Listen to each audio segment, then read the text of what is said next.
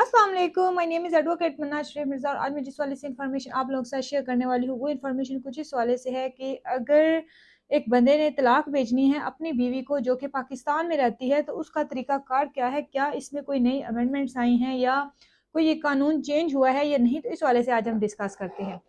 सबसे पहली बात ये कि अगर हस्बैंड आउट ऑफ कंट्री में रहता है, ठीक है? वो किसी भी कंट्री में रहता है, उसके लिए ये है कि अगर उसने डिवोर्स देने का सोच लिया, डिसीजन ले लिया है, तो उसके लिए जो पाकिस्तान में रहते हुए डिवोर्स का तरीकाकार है और जो अब्रॉड में रहते हुए तरीकाकार है, इन दोनों में डिफरेंस है, ठीक है?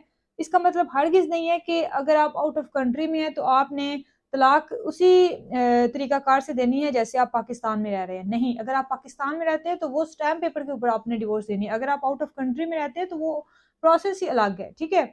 सबसे हम पहले बात करते हैं कि अगर आप आउट ऑफ कंट्री में रहते हैं, तो आपने डिवोर्स देनी है, तो इसका तरीकाकार क्या है?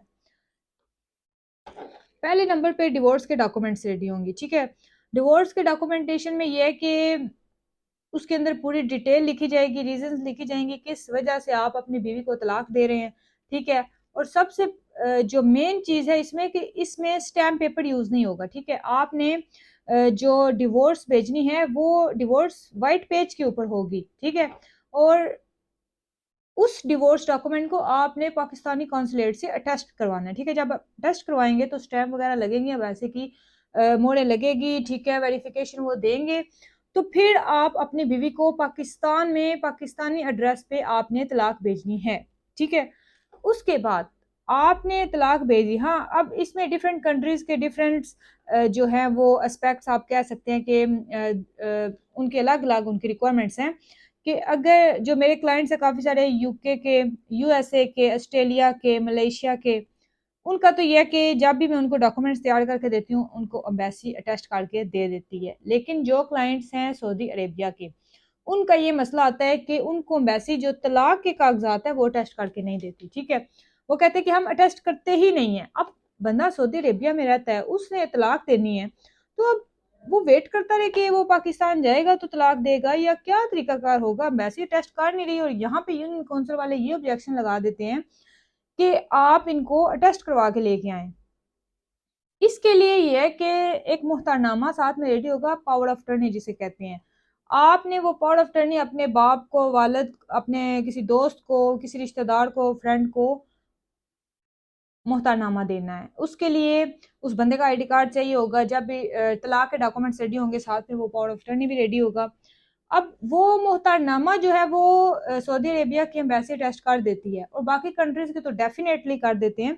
लेकिन ये है कि वो पावर ऑफ अटॉर्नी जब अटेस्ट हो जाएगी तो यूनियन काउंसिल में आके जब वो बंदा उसको प्रेज़ेंट करेगा कि तलाक के डॉक्यूमेंट्स तो अटेस्ट नहीं हुए, लेकिन ये है कि पावर ऑफ अटॉर्नी अटेस्ट हो गया है, तो उस बेस पे वो ये है कि तलाक सर्टिफ़िकेट की प्रोसीडिंग इनिशिएट करेंगे यूनियन काउंसिल के अंदर और एंड पे तलाक सर्टिफ़िकेट देंगे, ठीक है?